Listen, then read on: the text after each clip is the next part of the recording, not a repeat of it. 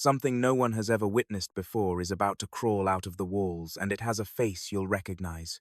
A24 has just dropped the first trailer for Backrooms, the highly anticipated horror film based on the wildly popular YouTube web series created by Kane Parsons, and the 5-3-second clip is already sending the internet into a quiet, unsettling spiral. The footage, which surfaced without much warning, wastes no time establishing its tone.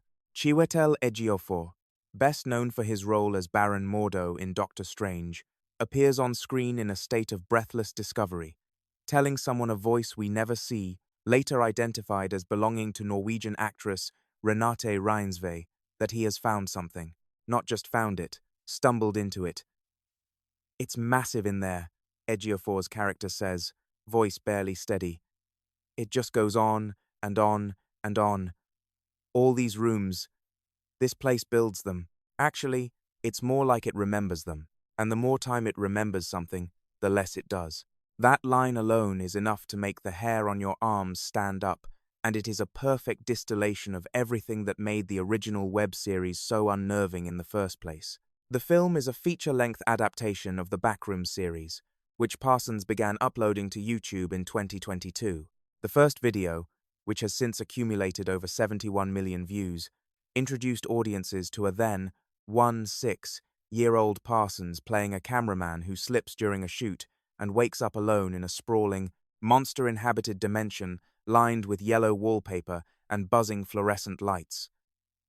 The premise was deceptively simple, but the execution was unlike anything the platform had seen. In the 22 shorts that followed, Parsons built out an entire mythology around the Backrooms, introducing a shadowy research organization called Async, tasked with studying the alternate reality. The trailer strongly suggests that Reinsve and Ejiofor's characters are operating within that same organization. Joining Ejiofor and Reinsve on screen are Mark Duplass, known for his work in the found-footage horror Creep, Finn Bennett of A Night of the Seven Kingdoms, Lukata Maxwell from Apple TV Plus as Shrinking, and Avan Jogia, who appeared in Resident Evil. Welcome to Raccoon City. The script was written by Roberto Patino and Will Sudik, and the film is being produced by James Wan and Michael Clear under Wan's production banner. Atomic Monster, a label responsible for some of the most commercially successful horror of the past decade. A24 is handling distribution, positioning Backrooms for a theatrical release on the 29th of May 2026. What makes the project particularly remarkable is that it is being directed by Parsons himself, who, when production began, had never directed a feature film. Reinsve, who shared an audience award at Cannes for the worst person in the world and has since become one of the most sought-after actresses in international cinema, spoke openly about what it was like working under his direction. In an interview with Collider's Perry Nemiroff, she described him as someone who defied every expectation that comes with the territory of a first-time young filmmaker. "He was so impressive," she said. "He's young, and it's his first movie, but he has so much life and he was so particular about his ideas and vision. He was very firm about them, but he was trying all the time to ask how he could give better directions.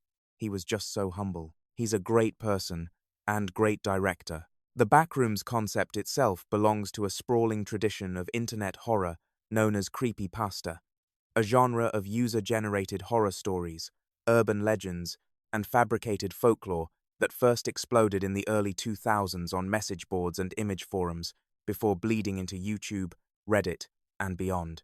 The most famous example remains Slender Man, the faceless, suited figure whose mythology was collectively constructed by anonymous internet users and later became the subject of a real-world crime and a feature film. Other well-known entries in the genre include Sonic.exe,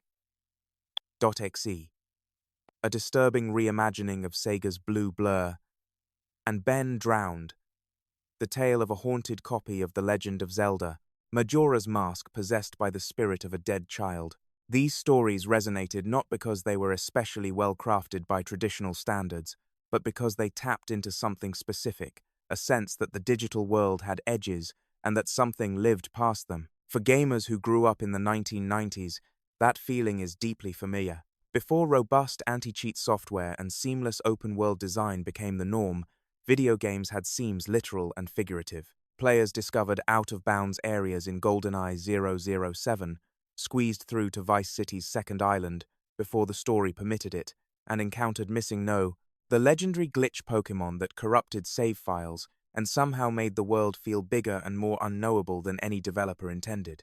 There was always an anxious thrill to pushing past invisible walls, the sense of doing something that the game, or someone, had specifically tried to prevent. The Stanley Parable, the 2013 meta-adventure game that systematically dismantles its own structure, is perhaps the most refined modern exploration of that same anxiety, but examples that capture it with genuine dread are rare. The Backrooms, in both its original web series form and its upcoming theatrical adaptation, feels like the truest horror expression of what that experience actually felt like. The marketing for the film leans deliberately into that tradition. The teaser was released without elaborate ceremony, arriving with the same low-key, late-night energy of a creepypasta post going up on a forum thread with no context. The tagline, "You are not supposed to be here," is deceptively understated.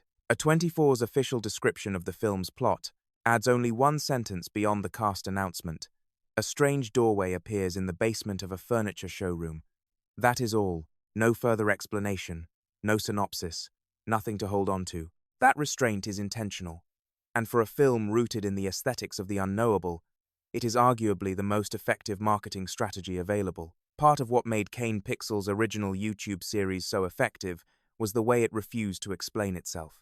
Videos appeared without warning, often at strange hours, and the lore accumulated slowly, never fully coalescing into something you could comfortably summarize. The film appears committed to preserving that quality for as long as possible. Backrooms is set to hit theaters on the 29th of May 2026. As the release inches closer, the question is not whether the film will be scary given the talent involved and the source material's track record. That much seems likely. The real question is whether a property born entirely in the dark corners of the internet can survive and thrive under the lights of a cinema screen. Did the trailer give you chills or did it leave you wanting more? Drop your reaction in the comments below. And if you think The Backrooms deserves its moment on the big screen, hit like and subscribe so you don't miss a single update as we get closer to May 29.